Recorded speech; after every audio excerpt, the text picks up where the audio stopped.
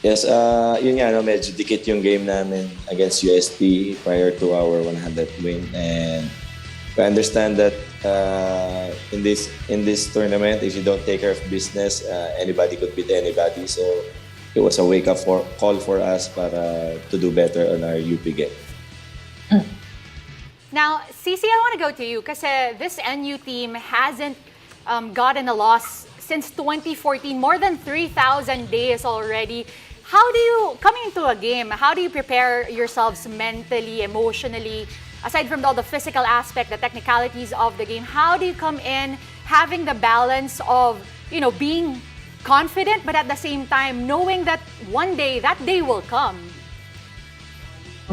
Coach Ars always tells us that we have to take it one day at a time. We have to focus on the goal at hand, which is always either if we're in practice the day of like the game that's coming up or the game that we're in right now.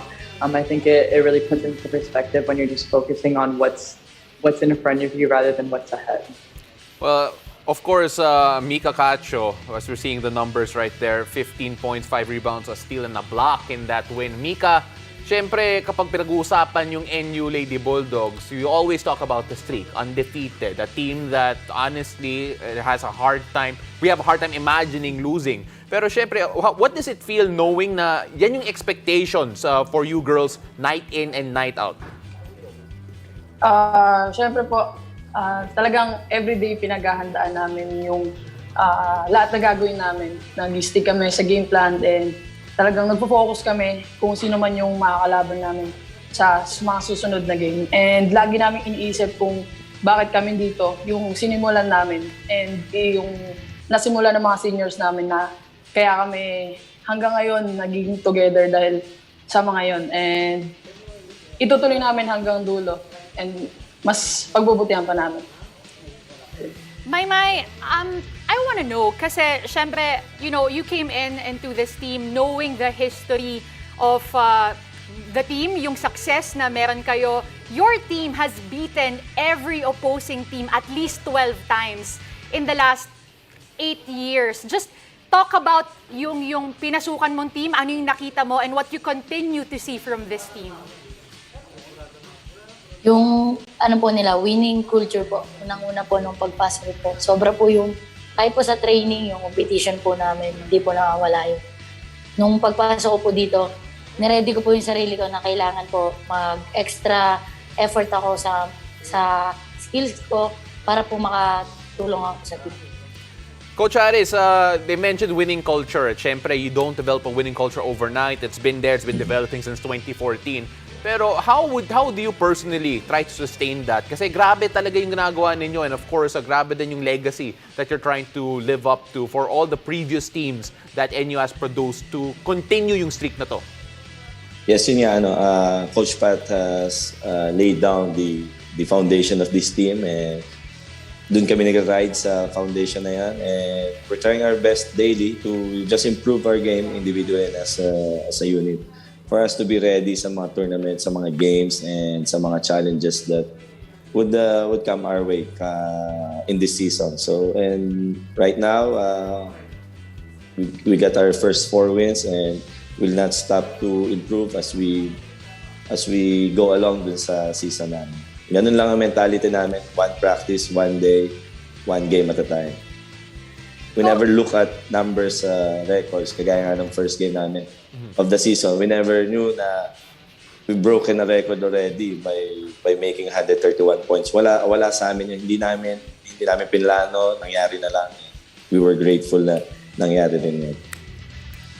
Coach, I also wanted to know, kasi in one of your interviews, you said that you still want to re-establish the identity of the NU Lady Bulldogs. Can you elaborate more on that? Yes, because of what happened with our UST game. Yun nga, medyo, I thought, on a coaching point of view, we didn't do a great job of defending UST in that game. I thought na medyo sinuwerte lang kami on that game, but still, yun nga, a win is a win, and we'll take that and we'll learn from that. And yun nga, it's very humbling also na malaman namin na hindi kami pwede mag-relax on any given day. Alam mo, I promised Cici I'll ask her the hardest question of the night. So I'm going to do that right now. At syempre, Cici, I think Mika mentioned a while ago that, you know, having to live up to the names of sina Alfred Bernardino, Jack Animam, such great athletes to live up to. And when you hear those names and knowing that you're continuing their legacy, is that more pressure on you in particular? And of course, how does it feel to be in the discussion, or at least be part of the legacy that they have built in the past? It's definitely pressure, but I mean, the whole aspect of NU relies on pressure because we're on top and everyone wants to beat us. But it's an honor to be in conversation, to be able to continue a legacy that they put down, because we've been teammates with them. We've seen them day in and day out, how hard they've worked to build something this great.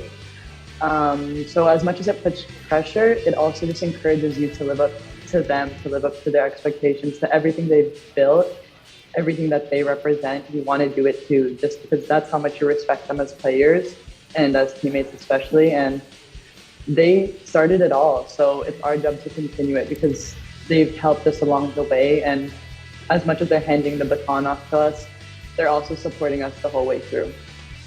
My, just to touch on what Cici said about living up to the legacy and, you know, having this continuity. Syempre, growing up, bago ka pumasok ng NU, those people that was part of that team since 2014, kasama doon yung pag-idolize mo sa kanila. You guys are looking up to them. Kamusta yung feeling at ano yung pakiramdam na you are now in that position to do that for somebody else? Siyempre po, hindi po mawawala yung pressure dahil po nga, yung mga artist po namin yung nagsimula nung legacy na pinagpapatuloy namin ngayon. Yun po, hindi naman po sila nagsasawang i-guide kami at supportahan kami kada game po.